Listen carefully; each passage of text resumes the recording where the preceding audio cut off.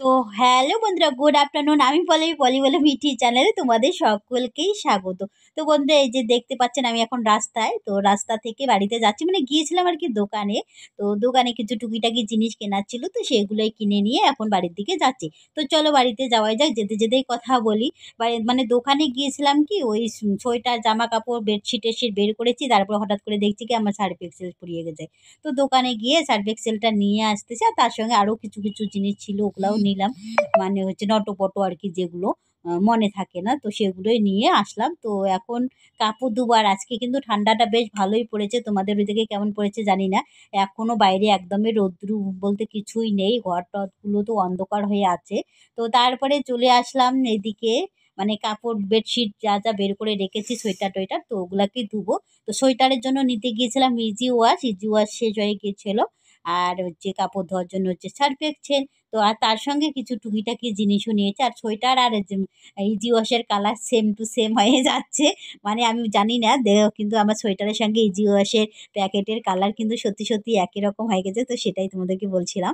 আর এই যে Surf Excel নিয়ে আসা হয়েছে, তো এগুলোকে এখন ঢালবো। আর তার সঙ্গে একটু নিয়েছি, একটু পরে লাগবে দুধ আর কফি বিকালবেলার জন্য, তো সেই জন্য এখনই নিয়ে চলে আসলাম।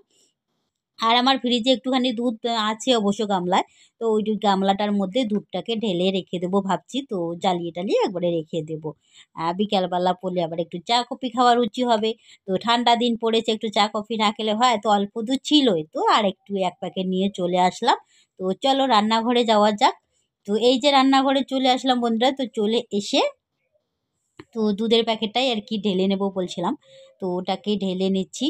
আর সকালবেলা রান্নাবান্না কিন্তু হয়ে গেছে সকাল সকাল। আর ঠান্ডা দিন পড়ে গেছে, তো বারবার রান্না করার তো রুচি নাই। আর খাওয়ারও রুচি যেন কমে গেছে। তো সেই জন্য সেরকম আর রান্নাবান্না হবে না, রান্নাবান্না হয়েও গেছে। এখন শুধু জাস্ট দুধের প্যাকেটটা যে নিয়ে আসলাম, এটা ঢেলে নিলাম। নিয়ে এটাকে আর কি একটু গরম করব, লো করে রেখে দিয়ে আমি কাজকর্মগুলো করব। কাজকর্ম বলতে ওই যে কাপড়গুলো ধুতে হবে। ঠান্ডা দিনে কি আর ভালো লাগে কাপড় চোপড় ধুতে, কিন্তু ধুতে তো হবেই, শীত পড়ে গেছে, সোয়েটার মোয়েটার না ধুলে চলবে।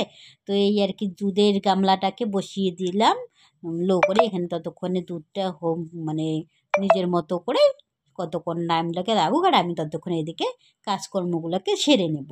তো চলো, তারপরে এইদিকে আবার একটু টুকিটাকি মানে রান্না বান্না হয়েছে, খাওয়া দাওয়া হয়ে গিয়েছিল।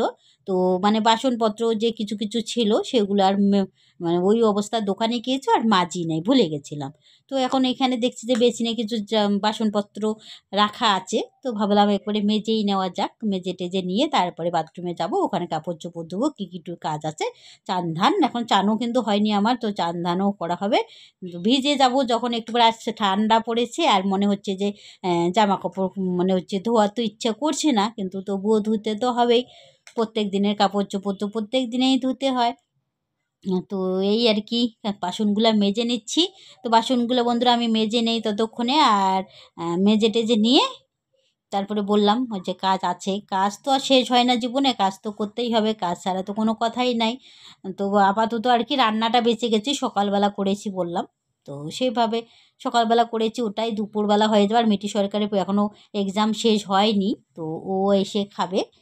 তো আর কি ওগুলাই খাবো। আর ঠান্ডা হলেই বা কী করা যাবে, একটু গরম করে নেব, নিয়ে মা মেয়ে খাবো। আর মেয়ের পাপা তো নেই, মেয়ের পাপা খাবার নিয়ে চলে যায় সকালবেলা।